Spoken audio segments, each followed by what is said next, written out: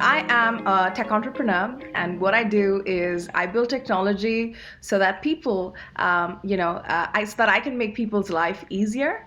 And the way we do it is currently with my company, we work with universities and colleges itself. And if I had to describe my day to day, it's mostly firefighting, different aspects, but I would say pretty much working with different teams and really trying to build something that will help people do their jobs better and more effective every day. That's what we do.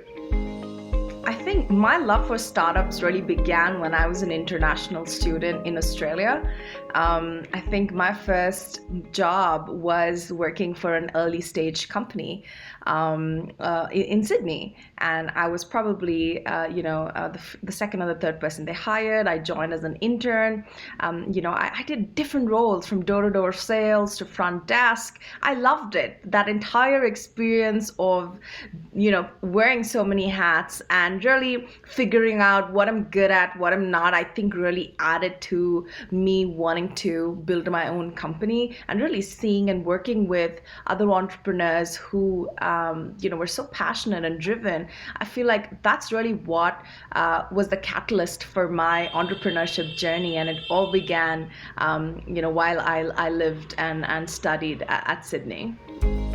That's a great question. The answer is I didn't know. I never had I never had my finger on exactly what I wanted to do. I was kind of dabbling with a couple of ideas, but entrepreneurship was not on the cards. I feel like but what I did strongly see as a difference when I lived in India and studied here versus my experience as an international student when I went to Australia was pretty different.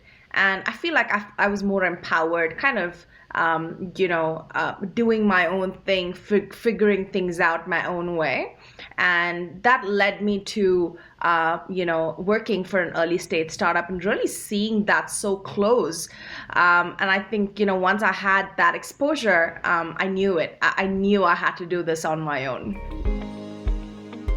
Well, I worked in this company for about 4 or 5 years, Wadlow, and while I was doing that, I think around 2017, 2016, 2017, I decided that I am going to start my own company. I didn't know quite, I didn't know what I'll be doing or what problem I'll be solving.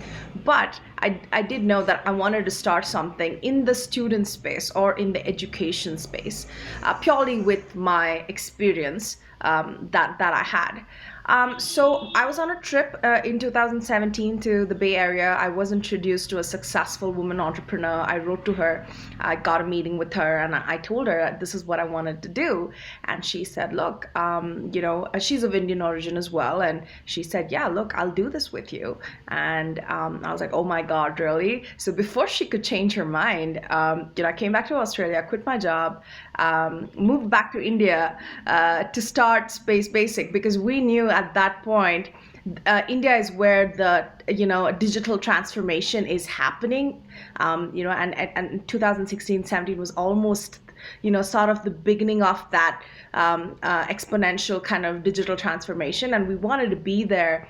And also because, for me personally, the experience that I had, I wanted to take that back to students in India or universities in India and see how I could incorporate it. So, having said that, I just moved back to India, didn't think twice about it, moved back to my parents' house and, started from scratch really to figure out what problem I'm going to solve. And, can we build a product and a company around the problem that I'm going to solve? I would say, experience everything. I think it's important to kind of really have an open mindset and, just be open to experiences and just be open to learning and failing, because that's the best part of being an entrepreneur, because you learn the most from there. And I would just say, the one trait that every entrepreneur will have, at least the passionate ones, is grit. So no matter what, right, just don't give up. Keep at it, and if not today, maybe a couple of weeks, months, years later, you will have you would have cracked it, and you need to be right just once. So I would say grit is everything, and that's and enjoy it, the good and the bad. It's an amazing experience. So yeah, enjoy it and grit. I think these are the two things that I would say are important factors of being an entrepreneur.